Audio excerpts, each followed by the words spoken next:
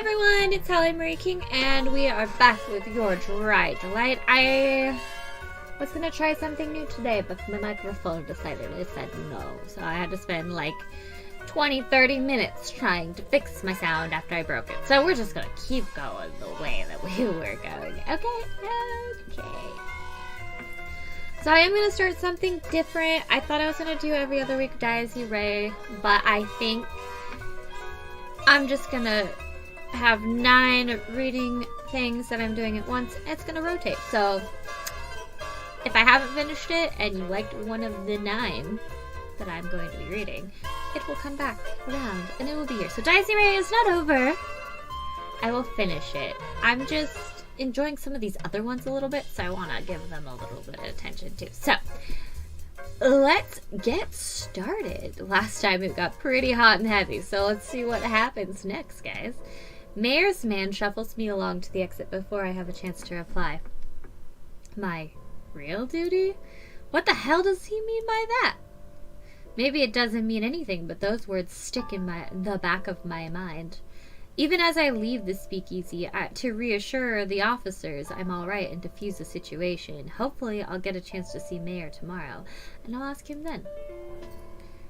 My heart's still pounding from the end of our talk.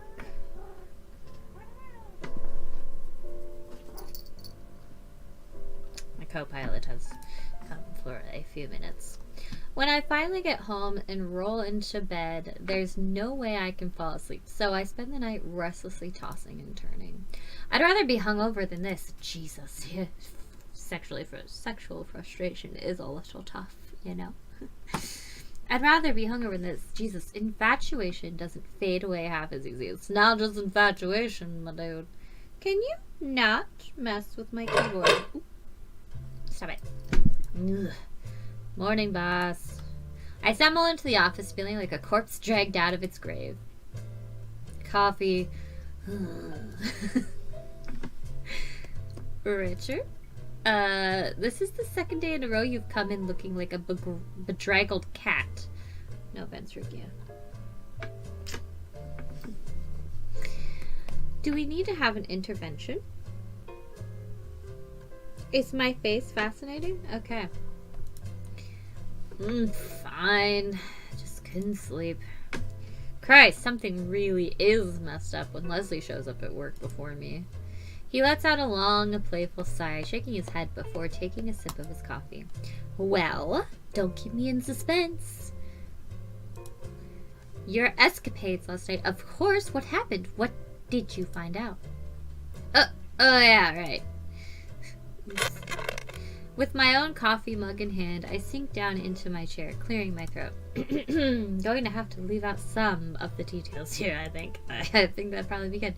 My new friend, Mr. Mayor Eastman, well, he gave me some information about the powerful mob players in the city. Seems like he's really in the loop. Yeah. No! The already pale Leslie seems to suddenly grow a shade paler. He slowly sets down his coffee and leans forward over his desk, brow furrowing as he stares at me. Did you say Eastman? Sure did, boss. Why? Why? Yes. Are you losing your hearing already, boss? You're not that old. Oh, God. Because Eastman is the man running all of Cleveland. That's why. Oh, you done fucked up. Lazy raises his voice in excitement and frustration, slamming his fists down on his desk. All of Cleveland? Yes, all of Cleveland. I found out about him last night at that party I went to. He's well-liked and hugely powerful, and most of Cleveland's Italian mafia is terrified of him. I don't know how on earth you managed to get in his good books, but Eastman is the key to taking down this city's liquor business. In fact, I think that Speakeasy itself might be his main base. After we get a bit of more information, we should set up a raid. Oh, your new boyfriend's gonna get attacked there, Richard. You might want to watch out. Leslie's got things on his mind, too. I figured Meyer was powerful, but I had no idea he was running all of Cleveland.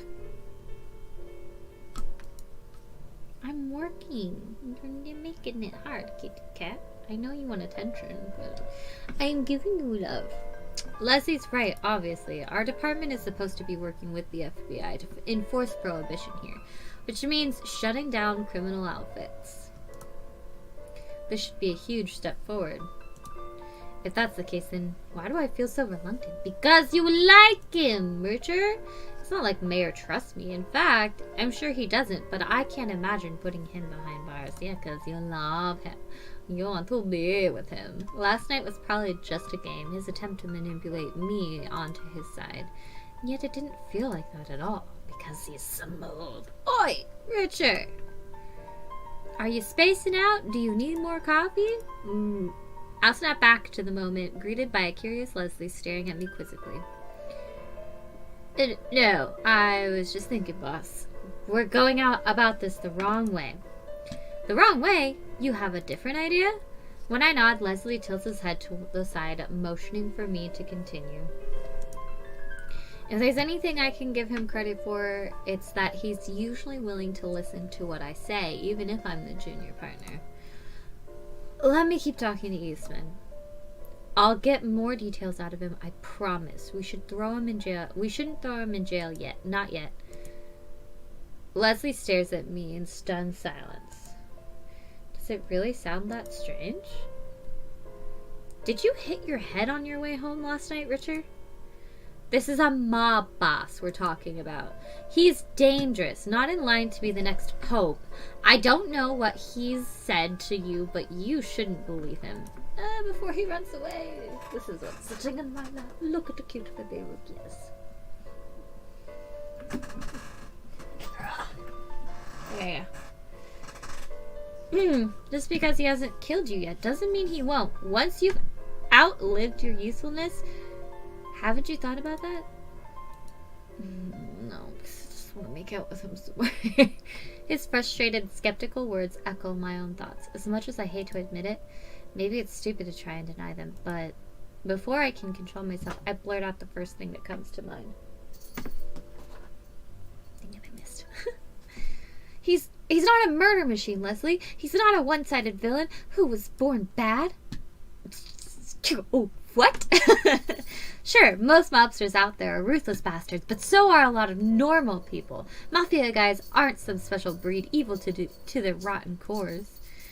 Mayor, he's a businessman. He's using the law for profit. I know that, and I'm not saying I think it's right. But after talking to him, spending time with him, seeing how he's just a guy like any other, I'll be damned if I don't have more sympathy for him when whatever rich old highbinder is handing down orders in the FBI. Leslie stays quiet, biting his bottom lip, a nervous habit of his, and avoiding my gaze for a time. I never raise my voice at him, nor anyone else for that matter. I instantly feel a little sheepish about it, but I didn't know how else to express my change of heart. Finally, Leslie rubs at his eyes with one hand and gently sighs, a small smile twitching at the corners of his lips. He stands up from his desk and walks over, giving me one of those affectionate, what am I gonna do with you looks. I guess I'm not all that surprised. You've always been compassionate and honest. Probably why you're a terrible liar. He pauses, reaching out gently to ruffle my hair. The hair sticking to my lip. There's still a worried crease in his brow, but I think he's trying his hardest to believe me. I feel like there's something on my lip.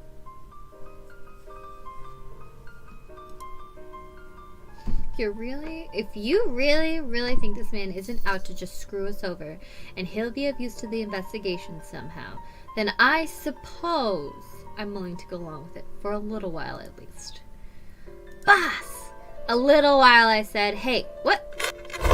Ah!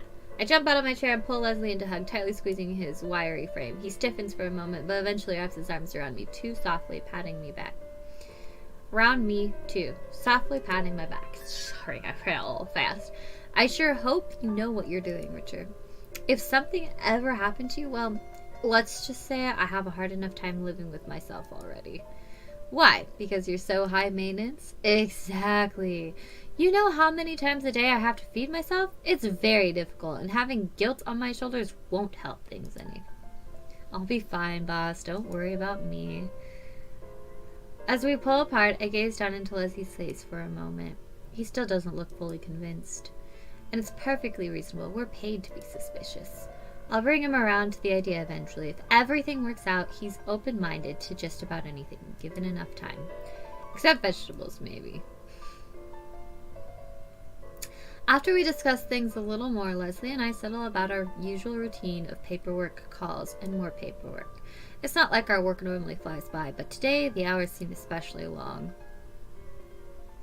At last, evening rolls around. When I head outside, my feet start to take me down a familiar road before I even realize it. Welcome, sir. Alright!